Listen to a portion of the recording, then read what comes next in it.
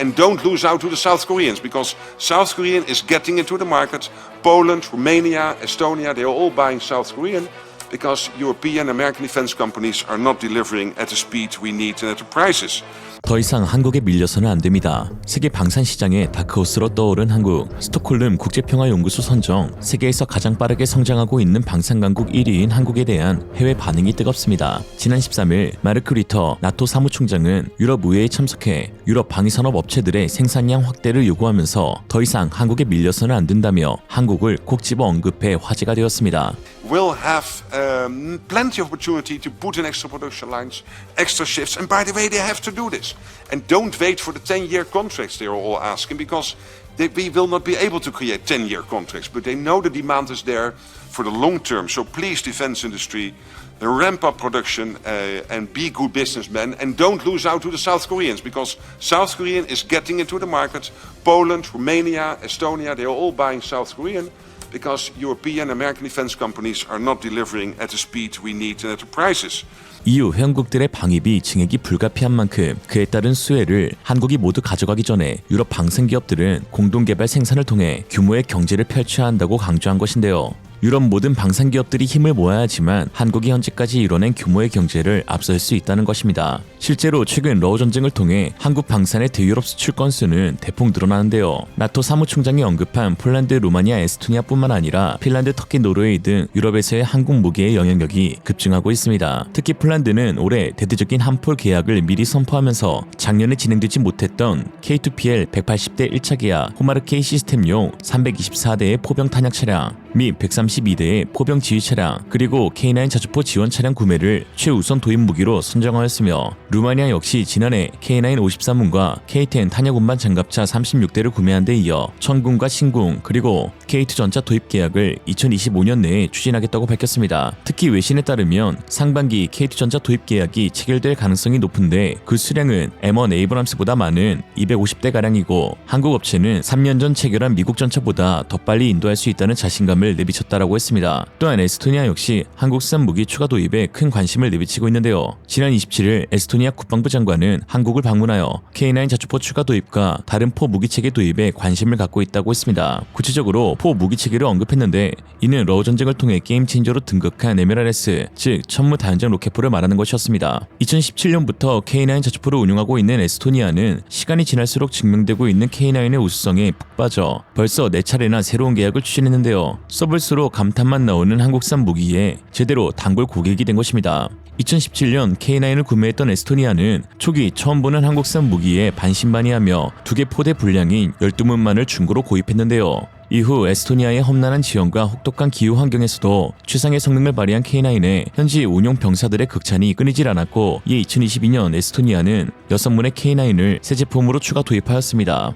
이후 K9 포병 체계가 에스토니아 최대 화력 체계로 자리 잡으면서 2023년 12문을 추가로 구매하는 계약을 체결했으며 현재 2025년 또다시 K9을 구매하러 직접 방한하게 된 것이죠.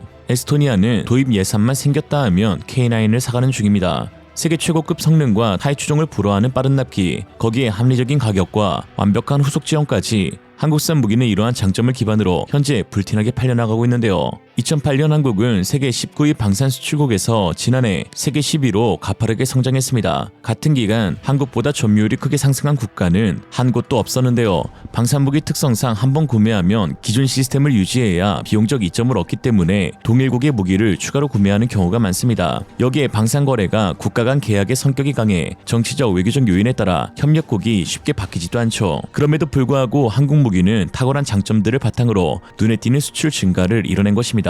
시프리에 따르면 한국이 1972년 첫 방산 수출 이후 지난해까지 직접 무기를 공급한 나라는 총 35개국으로 2008년 16개국에서 2배로 늘어나는데요. 한국 무기를 도입한 국가를 분석한 결과 대부분 중국, 러시아에 인접한 국가들이었습니다. 진핑아 푸틴아 고맙진 않다. 아무튼 K방산 벨트가 러중을 안팎으로 형성되고 있는 셈인데요. 특히 최근 새롭게 집권한 트럼프 2기 정부가 중국 견제를 위해 한국 방산을 적극적으로 활용해야 한다는 목소리가 전문가들 사이에 나오고 있어 또 한 번 메가 방산 수출이 기대되고 있습니다. 브루스 클링너 헤리티지 재단 선임연구원은 지난 20일 우크라이나 전쟁 이래 미국의 탄약과 미사일 재고량이 위험할 정도로 부족한 상황이라면서 트럼프 대통령이 동맹국, 특히 방위 산업이 매우 발달한 한국과의 협력을 강화해야 한다고 말했고, 데이비드 맥스웰 아태 전략센터 부대표도 한국은 중국과의 전략적 경쟁에서 핵심적인 역할을 하는 국가라면서 특히 지정학적으로 중요한 위치에 있기에 자유롭고 개방적인 인도태평양을 보장하기 위한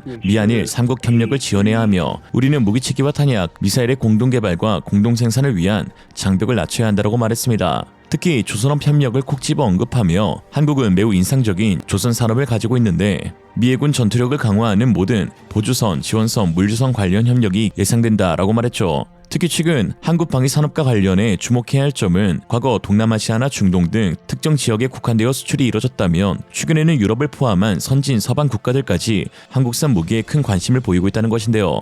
유럽에서 최초로 한국산 전투기와 전차가 수출되는가 하며 파이브아이스 국가인 호주의 신형 전투 보병 장갑차인 레드백이 독일 링스 장갑차를 제치고 수출되는 등 한국 방산 산업의 저력이 증명되고 있습니다. 특히 최근에는 수출 효자 품목인 포병체계뿐만 아니라 한국에서도 잘 알려지지 않았던 무기들이 해외에서 각광받으면서 첫 수출 기록을 세우고 있어 화제가 되고 있는데요. 바로 이집트에 수출된 K-11 전술 통제 장치와 이라크에 수출된 수리온 헬기입니다. 최근 한화 시스템은 이집트에 자주포용 전술 통제 장치를 수출한다는 사실을 공개했습니다. 이는 국내 방산업체가 개발한 사격 지휘 체계가 해외 시장으로 진출하는 첫 사례로 주목받고 있는데요. 이집트는 K9 자주포 216대와 함께 총 51대의 K-11 전술 통제 장치를 구매했습니다. 일반적으로 자주포를 도입하는 국가들은 자국산 사격 지휘 체계를 탑재하는 경우가 많은데요. 그러나 한국의 사격 지휘 체계를 도입하면서 이집트의 항공 무기에 대한 높은 신뢰를 다시 한번 보여주었습니다. K-11은 기존 K-10 탄약 운반 장갑차 차체를 기반으로 사격 지휘용 차량으로 재설계된 모델입니다. K9 자주포 한 포대당 K-11 장갑차 한 대를 함께 운용하며 표적 탐지, 위치 파악, 사격 데이터 전송 및 발사 명령을 지휘 조정하는 역할을 수행합니다. 이집트는 K9을 해안포로 운용하기로 밝혀 포의 정확도를 끌어올리기 위해 한국 K11을 구매했는데요.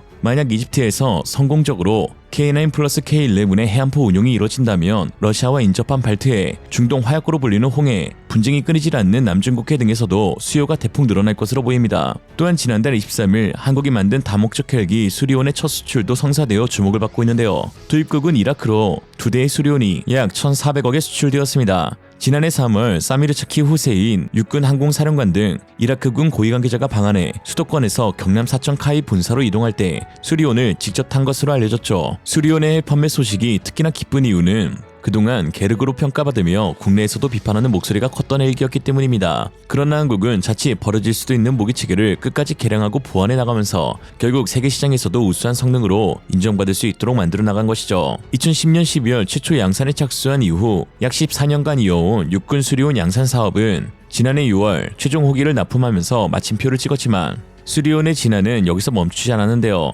카이는 해병대, 상륙 기동 헬기 마리논을 기반으로 각각 공격과 기뢰 탐지 제거라는 특수 임무를 더한 상륙 공격 헬기와 소해 헬기를 개발하고 있고, 나아가 수리온을 기반으로 회전익에 적용될 유무인 복합체계도 개발하고 있어 국산 헬기의 경쟁력은 상승 곡선을 그리고 있습니다. 특히 최근에는 해병대 상륙 공격 헬기의 시제기가 처음으로 이륙하면서 본격적인 양산 준비에 들어갔습니다. MAH는 공대공 유도탄과 20mm 터렛 타입 기관총, 2.75인치 유도로켓, 천검, 공대지 미사일 등의 강력한 무장을 탑재한 채 시험 비행에 나서는데요. 앞으로 24대가 해병대에 인도될 예정입니다. 사실 기술적 난이도로 인해 개발 진입 장벽이 높은 헬기 개발을 국내 최초로 하다 보니 예상치 못한 문제로 위기가 닥치기도 했었는데요. 일각에서는 미국의 블랙호크나 아파치를 운용하고 있는데 왜 굳이 한국산 헬기가 필요하냐면서 그 콧구멍 2개를 볼 때마다 답답하다라는 비판도 있었지만 비온 뒤에 땅이 굳어진다는 말처럼 역경은 수리온을 더욱 단단하게 만들었습니다. 하나둘씩 문제점을 개선해 나간 결과 수리온은 현재 없어서는 안 될 우리군의 대표 기동 헬기로 자리 잡았죠. 이라크뿐만 아니라 여러 국가와 수출을 논의 중이기도 하고요. 러시아 우크라이나 전쟁으로 인해 러시아산 헬기를 운용 중인 국가들은 부품 수급 및 후속 지원 등 운용 유지에 많은 어려움을 호소하고 있습니다. 이 때문에 가성비로 인정받은 러시아 헬기를 대체할 기종으로 한국산 헬기가 선호되고 있습니다. 한국에는 없는 무기 빼고 다 있다라는 말이 있을 정도로 거의 모든 무기의 양산 체계를 갖추고 있습니다. 개발 초기에는 다소 부족했던 사양이라 하더라도 지속적인 연구와 끊임없는 노력으로 개량을 거듭해 결국 세계 정상급 무기로 발전시켜 나가는 한국인데요. 이러한 성과의 배경에는 한국인 특유의 지치지 않는 끈기와 목표를 향한 뜨거운 열정이 자리하고 있습니다. Pan Paweł Szkudlarek jest również od ponad 15 lat związany z Koreą, od 10 lat związany z koreańskim biznesem i koreańskimi inwestycjami w Polsce, więc koreański biznes... Oczywiście jest inna, ponieważ z racji kulturowych sposób myślenia również Koreańczyków jest inny od naszego, ale w przypadku wspólnych celów, w przypadku wspólnych celów oraz potencjalnych projektów. 오늘의 한 줄 평. 한국에서도 살아남았다는 건 전 세계에서 통한다는 것이다.